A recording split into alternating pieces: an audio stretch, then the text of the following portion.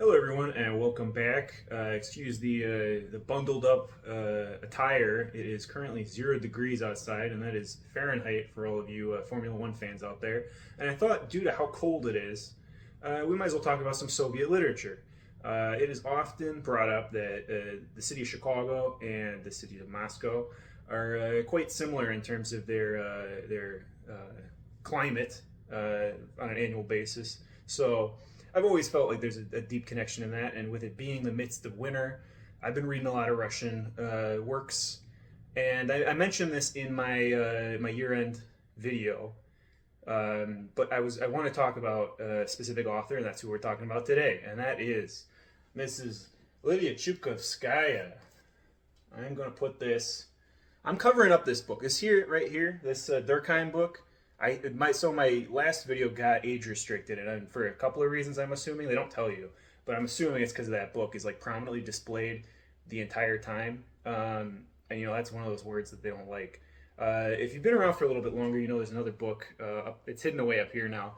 That's another one of those words that they don't like you saying on here. So I'm gonna try to cover it because everything here is alphabetical, and it just so happens it lands right and prominently displayed in the screen. I'm not moving it. I'm not getting rid of it. I'm not censoring myself. But yeah, today we're here to talk about Mrs. Lydia Chukovskaya, most prominently known for this book, Sofia Petrovna here. This I read last year, and if you watched my video from about a year ago on the Northwestern University Press, which is the publication that put out this book, I talked about it there because I had just read it then, and then I talked about it in my year-end video, and now we're going to talk about it again a third time. But as you might notice, I've got other Lydia Chukovskaya books up here, so we are going to talk about all of them. So it's Lydia Chukovskaya. She is a woman who was born in the Russian Empire of 1909 in what is present-day Finland. Her father was a writer of children's works and was actually probably more famous than her, Kornei Chukovsky. And so a lot of people kind of know her more so as kind of this child of this Russian children's book author, and she's written a lot of nonfiction as well. I don't have any of that, but a lot of that describes her time, her childhood, and growing up with this father, some of her other artist friends. So if you're interested in a nonfiction, Russian history, stuff like that, highly recommend checking out that because she's a good resource for that. But I don't have any of that. I have not read any of it, and we're not here to talk about that today. We're here to talk about her fiction and why I think it's so unique and interesting, and why I think she should be getting a little bit more credit in the landscape of Soviet literature. I think in general, people talk a lot about Russian literature, but it's mostly a 19th century thing. They love to talk about the Tolstoys and all that kind of stuff, the Pushkins, whatever. They don't really talk too much about the Soviet stuff, and for some reason, some of that is that a lot of their work was kind of hidden away behind the Iron Curtain. A lot of it is still to this day obscured. And, a lot of it too, Soviet literature, it's not always the best because a lot of it falls into this realm of socialist realism. And that's kind of what we're going to start talking about Sofia Petrovna here.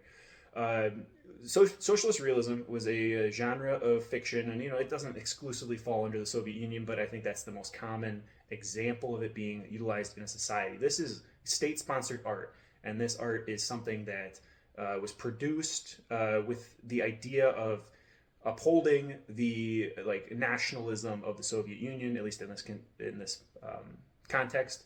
It personifies the everyday person, which I think is a lot more interesting. I'm not someone who's really big into reading about rich people, oligarchs, the monarchy, stuff like that, and all their rich people problems. I think that's why I really had a problem with The Great Gatsby back in the day. And I guess to this day, but I haven't read it since high school. I'm more interested in the everyday person, and even if it's a state-sponsored story such as these, I think it still offers a really interesting picture and look into history, especially a culture that I am not from, a culture that it is not really taught, and a perspective that's not taught for sure. So we got here Sofia Petrovna. This came out in, well, that's the whole kind of thing. It came out in 1965, but there is a long history behind this book. And this particular Northwestern University Press edition, which came out in the 90s, has a really great afterword that describes this whole history. So I really recommend getting this. with this book, it was written in 1939, 1940. And if you think about it at that time, and especially in Leningrad, which, modern day St. Petersburg, stuff like that, it soon became a point in which, the World War II and all that, there's occupations, mass destructions, decimation of just culture, society in general. So she wrote this book, and it takes place in 1937 Leningrad, which this is a period called, often referred to as the Great Purge, which is a time of Stalin's reign in which many people were subjected to being sent off to gulags. Essentially, the state was cracking down on people. Any dissenters didn't really care, didn't really matter what kind of reasoning behind that, how much validity there was to them being a dissenter to Soviet society. They were cracking down on people, and it's said that pretty much every family during this time period in Soviet society was affected in some way. And so with that comes, a huge loss of a lot of things. A lot of people are sent away and they never come back. Maybe they come back and they're incredibly different. And also there's just a loss in trust of the government and society. And so that's kind of what Sofia Petrovna over here covers. It is a book about, it starts as a socialist realism story. It covers this person, Sofia Petrovna, who is a woman. She is a widow. She's got a single mother of one son who's going off to school to be a scholarly engineering student. So, upholding the Soviet standard. This is, someone who really believes in the Soviet system and is working to empower and better it. And so her as the mother, she takes on a job as a typist at a publication house, and she takes quite great pride in being a working person. She loves having a job and having a purpose in Soviet society. But all of a sudden, out of nowhere, her son gets locked up. And other people in the society, her coworkers, their families, or their coworkers or themselves, or her neighbors, are starting to get locked up too. But she doesn't believe this must be a mistake. Her son, he is a star student, a scholar at the engineering school. How could he possibly be a dissenter? Because he's accused of acts of terrorism, acts of going against the government. How could that be true? And so she does not believe it. And so she starts to enter the world of Soviet bureaucracy. And this is where it becomes a very Kafkaesque tale. She's waiting in lines, waiting for bureaucrats to tell her answers. And when she finally sees them, they don't really tell her much. They tell her to move along. They tell her, no money is allowed, no answers are provided to her. And all the time, she does not lose faith. And slowly, everyone else in her surroundings are starting to turn. They're turning on her because she won't give up the fact that, her son the government locked him away, and he must be a dissenter. He must be someone who is a bad guy. But she does not lose hope. It must be a mistake. But at the same time, she believes in the Soviet system. It must be a mistake, but also, how could they possibly do this? And so as the book progresses, more and more has happened. She starts to kind of find out a little bit more. I don't really want to spoil too much of it because I think that's kind of the great surprise of it. But really, it's this transition. You go from the socialist realism of this period, where it's an ultimate, shining, almost too positive point of view of the Soviet Union, and that transitions into this dystopian, Kafkaesque world. And it really, the way the book ends, it really kind of just showcases how even the person who believed the most in the Soviet system has finally lost hope. And it's a really sad, it's a really dark story, which, in some ways, that is what is come to be known from Russian literature. You think about Dostoevsky stuff, you think about all sorts of stuff like that. It's it's a deep, dark world. And so, you draw conclusions to our world in comparison to our world, the Western world, and how that is not so different. So that's kind of an overview of Sofia Petrovna. I'm kind of skipping a little over it because this is my third time recording a video kind of going through it, but I think it's quite great. Now over here, we've also got The Deserted House. Deserted House, see if I can get it without reflection, is the story of Sofia Petrovna, but this is the original publication. As I kind of hinted at before with the afterword, this story wasn't published until 1965, and that wasn't even in Russia, in the Soviet Union. It was produced, published in Russian in France, and then eventually it was translated to English, translated to French, translated to a couple other languages. And this is the first time it's out in English. This is a Dutton edition. I believe this is the first printing too. I found this over the summer, and I was just like surprised. Every time I see the name Sofia Petrovna, or Lydia Chukovskaya, I should say, I'm a little surprised. This is 1967. It's from New York, Dutton and Company. And in here it says, where is it? First edition. Look at that. Now, of course, it's English and all that. It's an interesting artifact of history, and if you have access to this copy, but not Sofia Petrovna, I still recommend reading this, but this is a censored version of the original story. There are a few changes, but at the same time, it's ultimately pretty much the same story. This is, instead of Sofia Petrovna, it's called, her name is Olga Petrovna. Some of the other characters' names are changed. A few other things with the translation. I should say that this is translated by Eileen Wirt. This is too, but there's some changes between the two. I think there were a couple of people when they came to Northwestern University Press who had a little bit of a hand in updating it, so the language is a little bit more contemporary in terms of English that's used. But when I read through this, I read this last year, and then I recently read this for this video to kind of compare. Reading through this, there's really not that much that changes yet. I felt more drawn to this. The words per page are quite easy to follow along in a book like this. It's a bigger printing. I think that it goes by fast, whereas you go to this one in the Northwestern University Press, and I'm trying to find like a good page. It's a lot more words per page, so it's a little harder to read, but at the same time it's very academic. There's a lot of footnotes in both of these, but I think there are more footnotes in the Sofia Petrovna one, which I think is a little more helpful for people who are not as used to or familiar with 1930s Soviet society. And so I was gonna, like I said, I read these, and I kind of, for the first couple chapters compared, I was reading side by side each one, and then I kind of felt like I was going insane doing a homework assignment. So I didn't continue for the rest of the book, and I enjoyed it a lot more reading it just as a book. So I'm gonna read two paragraphs, the same paragraph I should say, from each edition, and just kind of give you a little bit of taste of how the translations compare, at least in my mind. Because for the most part, they're pretty much the same, but there are some word changes and differences. So this is from The Deserted House. This is like chapter 3. In this book, it's page 27.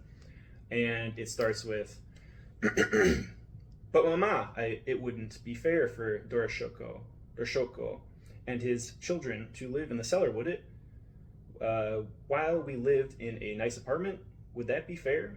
Tell me," Kolya would ask severely and explain to Olga Petrovna the revolutionary significance of filling up the bourgeoisie flats with extra tenants. And Olga Petrovna was forced to agree with him. It would be true. It was not quite fair.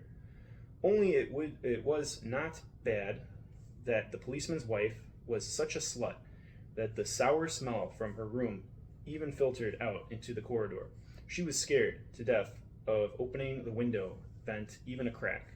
Her twins were already over 15, but they still made spelling mistakes. So that is Deserted House. You see, they use the quite popular 1930s word slut, 1960s. Actually, let me put this book over the scary word, and you can get a little look at that cover. So this is in Sofia Petrovna, the Northwestern University Press copy. This is page 14, same chapter, chapter 3. "But Mama, would it really be fair for Degtyarenko, sorry, it's spelled a little different in this one, and his children to live in a basement? Would it?" asked Kolya severely, explaining to Sofia Petrovna the revolutionary idea behind filling bourgeoisie apartments with extra tenants. And Sofia Petrovna was obliged to agree with him.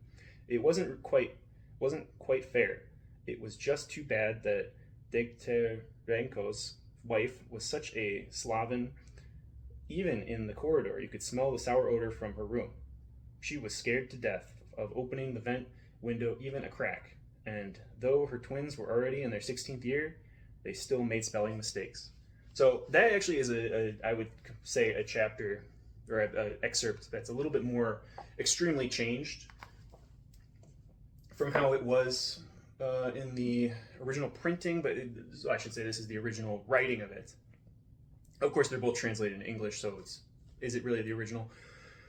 You can make it up for yourself, but I think it reads a little bit more smoothly in the Northwestern University Press. So I would think, and I would say, that you should try to find this. Now, in the United States, this is quite easy to find. I've seen this in Canada. I don't think it's that hard to find. This is, of all the Northwestern University Press books, maybe the easiest to come across. Like, it literally is in every used bookstore I see in Chicago, because I think it's used for teaching purposes. I think it's used in Soviet or Russian literature or history courses, because it is such an interesting historical artifact. Like I said, it really builds on the Soviet socialist realism genre, and you get a good taste of that. Although if you're not familiar with that genre, you might just read it as simplistic writing. That's often a critique of Sofia Petrovna that I see, is that the writing is very simplistic, which is good because it is very easy to read. This is like 100 pages. This one's maybe, I think, 140, just due to how it's printed. And you can read it very quickly and very easily. And I think a lot of that is it emulates the Soviet socialist realism style, because it's not very literary, I would say. That's the one thing. It feels very Kafkaesque. It's very simplistic in its kind of narrative. It's more about the dark tones and the characters rather than the scenes themselves. So that's it with these two, and I just wanted to kind of give a comparison of the two. Like I said, I would highly recommend this. If you are in the UK, there is a Persephone Books. They published a edition. Now, I've never seen this, haven't read it, haven't come across it because it's from the UK. Persephone Books put out Sofia Petrovna, I think, in 2023, and it looks like a very nice edition. I would, and it's probably got like a new foreword or something like that. Would highly recommend if you can't get access to this, because I think anyone who can get access, or anyone who can read this story should, because I think it's just a really great story to read. If you're a fan of Kafka, must read. If you're a fan of Soviet literature, must read. Yeah, so we're going to go with that. Now, that's where you would think the story ends, but there's another novel. We got another one here, which I just finished reading yesterday. Going Under. I'll hold it up in a second so it's not reflective. Going Under is her second novel. This was written and published, I believe, in 1967, so very shortly after the success of Sofia Petrovna, of course, at the time referred to as The Deserted House. And Going Under is a novel that, I should say, in particular, this is a 1972 Barr & Jenkins UK edition. I got this from Barbed Wire Books out of Toronto, Canada for $35, which at the time I was like, do I pay $35? I don't really pay that for used books. Then I learned how expensive this book is. Because it's a UK edition, because of how obscure it is, because of how I don't think it's been printed in English since 1972. It's quite expensive. It goes for at least $100 United States. So if you ever come across this, I don't know. If you see a good deal on it, I would check it out. This right here, it's a story that takes place in 1949, February 1949, March 1949, in the winter, as you can tell because of the dates. And what comes of it is it feels like a spiritual sequel to Sofia Petrovna, because it's a lot about the aftermath of that Stalinist period. Now, of course, Stalin was still in control of the Soviet Union at this time, but this is the later years of him having a reign of that nation. So what comes of it is that you also got to think about it. 1949 is a really interesting period. I've not really read much in terms of Soviet literature from this time period. I feel like when I read Soviet literature, what can I pull out that's like a good example? I don't know. Of course, this is, like I said, written in the 60s, but it's about the 40s. It's usually stuff that, let's see, let me get it down here. Like Time Forward.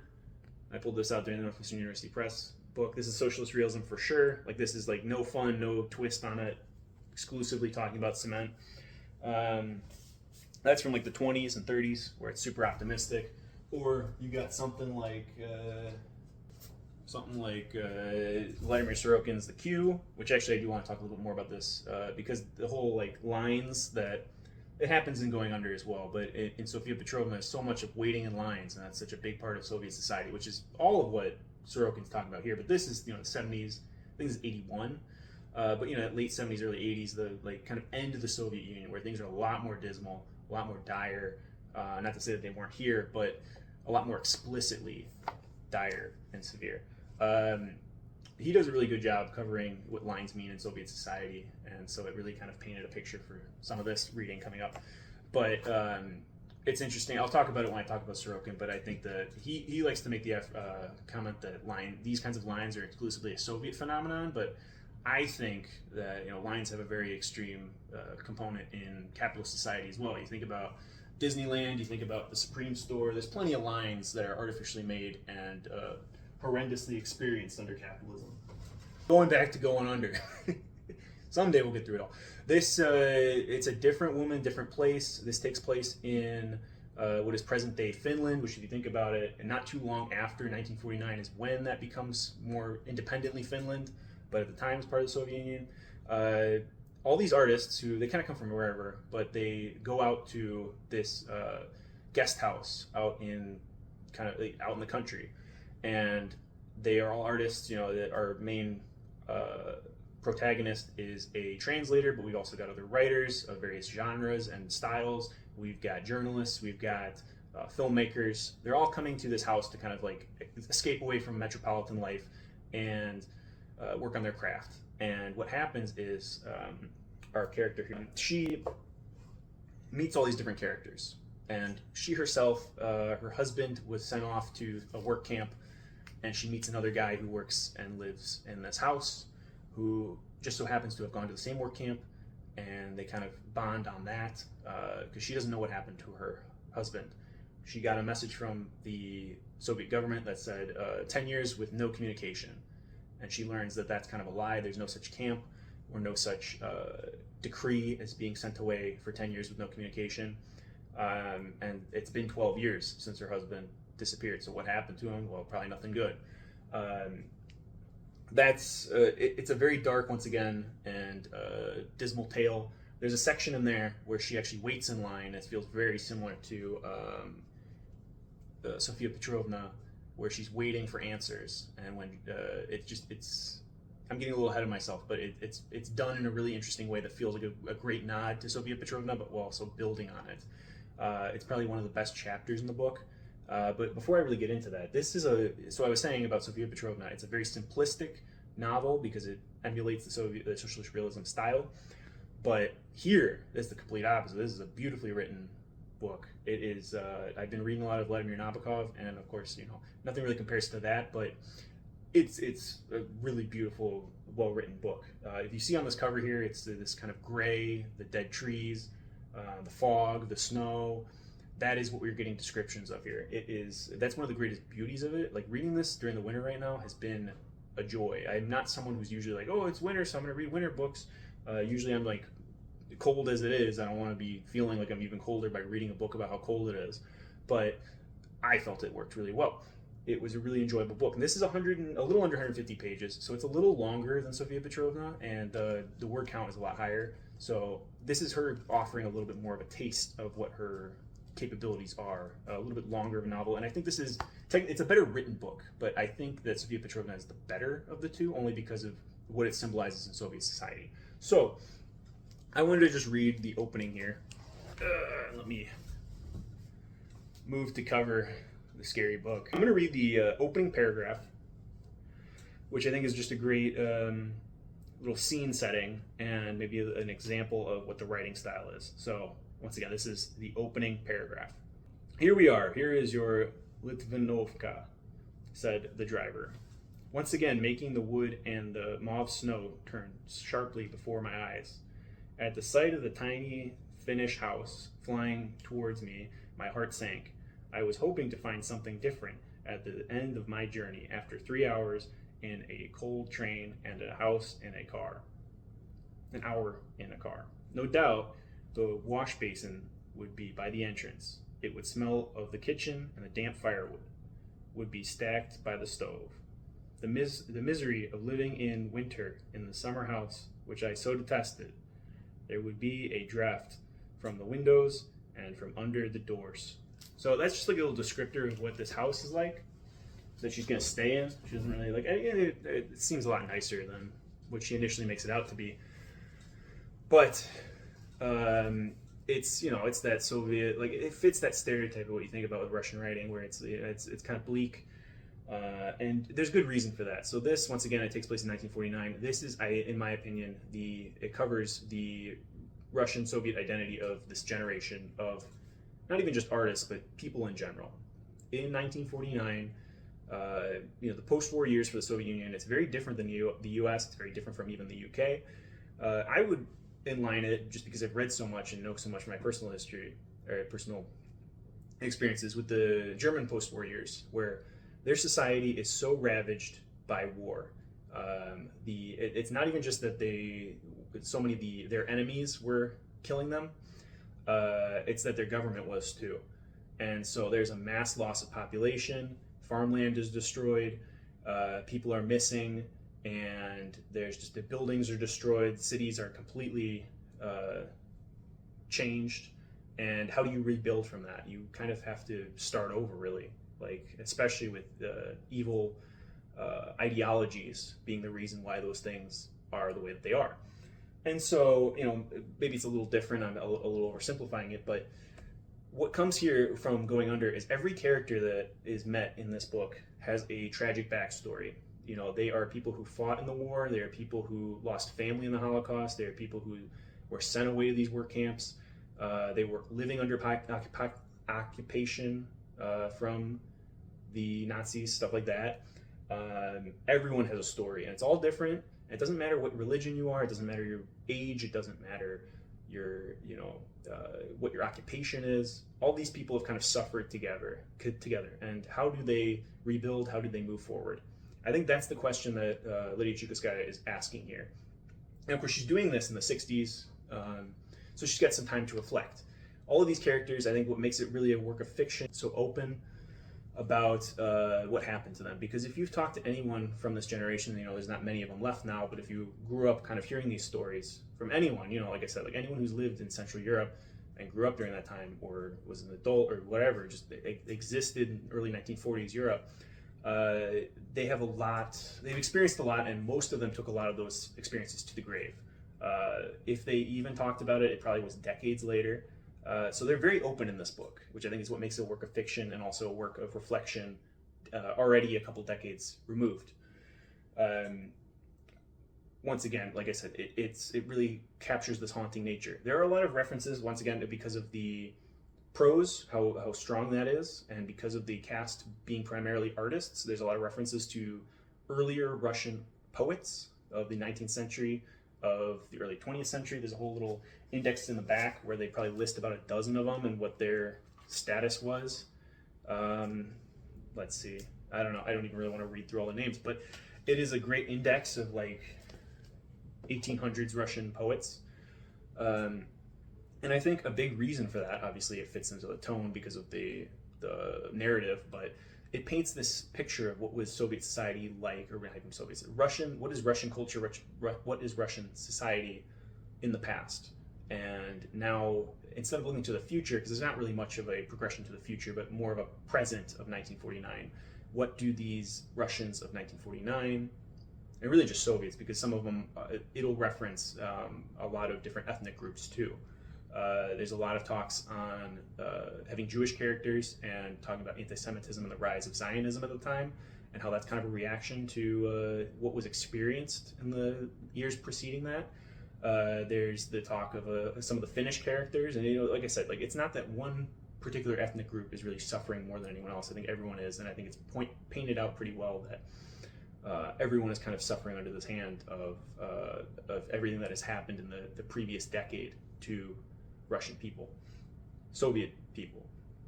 And if I can kind of keep mentioning what I think is so great about this book, I will say I didn't find the ending super great. I found that the beginning and the middle were really strong. The writing is super great, but the ending, it kind of sped along, kind of just ended.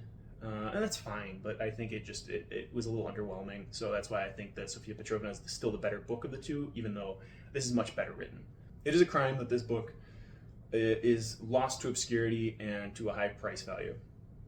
I think that, I'm surprised that Northwestern University Press did not bring this back in the 90s like they did Sofia Petrovna. I am surprised that a publisher such as like an NYRB has not done anything with this, because this is very in line with what NYRB is all about. I don't know who has the rights to this in English. I will say that in the 2010s, in the last 10 years, there have been German translations, there have been Spanish translations. So if you're looking for any analysis on this book, it is primarily done in those languages, because those are the only people in the last couple decades who really read this. And everyone seems to really enjoy this. I can't comment on the translation quality of those, but I think this English translation is great. This one is done by a different person than Aline Vert. This is done by Peter M. Weston, and once again, it shows that this is such a great. I think the prose is just so great in this, and it really shines through. I don't know what it's like in Russian, but I think it is done well here. I love this cover. It's very 70s in a different way than the Brodigans were in the 70s. If I can kind of mention some other books that I think are similarly in line with this. So once again, this is the 60s or whatever, 60s into the 70s. It reminded me a lot of Vladimir Voinovich's The Ivankiad. The only one I've read of his. I also have down here really great. Both of these are UK Penguins. Ivan Chonkin. Those covers are so good though, right? I do want to get to this, but I also, before that, want to get to the Czech author, Mr. Hašek, because essentially this is supposed to be like a Soviet version of this. This is World War One, Czechoslovakia versus, not versus, but this is World War II Soviet Union, and just kind of a satirical take, dropping all the books. Satirical take on war and being a soldier and the nonsense and absurdity of it all. So I want to read the Švejk one first, but I've been putting off my Czech reading. And then I do want to read this, but I've read this last year, which this is kind of like a metafictional. It's interesting. This is like Soviet metafiction for sure. This is written in the 70s, and it's like kind of a parody of the Soviet bureaucracy, as you can tell by that cover. It's a great cover. It's very short, and it's about the writers' union and all that kind of stuff. This, I think, is the last thing he put out before he was kind of just could not really return to the Soviet Union. So it feels very in line with Lydia Chukovskaya, who also, shortly after putting out Going Under, could not really return to the Soviet Union, could not really publish in the Soviet Union. I should say, with the story of, I'm kind of skipping everywhere, but it's because I've done this story of Sofia Petrovna too much. In Sofia Petrovna, this book was supposed to come out in the 60s, like I said. So it was written in 1939, and it survived the war, it survived the Stalinist bureaucracy. And what happens is she, after the fall of Stalin, after the culture kind of like is a little bit more opened up in the 1960s, she is set to publish this book. This book, she's given her advance for it, but the courts, they still find it too extreme, too much to put up with in Soviet society. So they actually decide, no, we're not going to put this out in the Soviet Union. And what comes of that is, it doesn't get published until 1988. The end of the Soviet Union is the first time that this book is published in Russia, and Russian people are able to read it, which is really interesting. Sofia Petrovna then goes on to pass away in 1996. So she does get to live to see this book being published in her native country, but it's not to say that she really receives any accolade for that, and which I think is why she's kind of lived in obscurity. This book, once again, came out in the 90s, I think probably 94, this one. And what comes of that is, of course, then people in the West, particularly the United States, are finding out about this. But since then, we really haven't heard much. And like I said, the Persephone books is probably the most recent thing I've seen of anyone discussing that in an Anglophonic way, until me talking right now. So yeah, Voinovich and her, in the 70s, it seems like the Writers' Union is kind of really cracking down on anyone who wants to create anything of interest in the Soviet Union. Let me put these books back. I also have the sequel, which is, I recently acquired that. The sequel to Ivan Chonkin, which is another Northwestern University Press book. Once again, like I said, Sorokin, talking about those lines, talking about bureaucracy. I want to save more of my thoughts on Sorokin for a video specifically about him, but just as a commentary, I think that these go well hand in hand. They're just two different periods of Soviet life.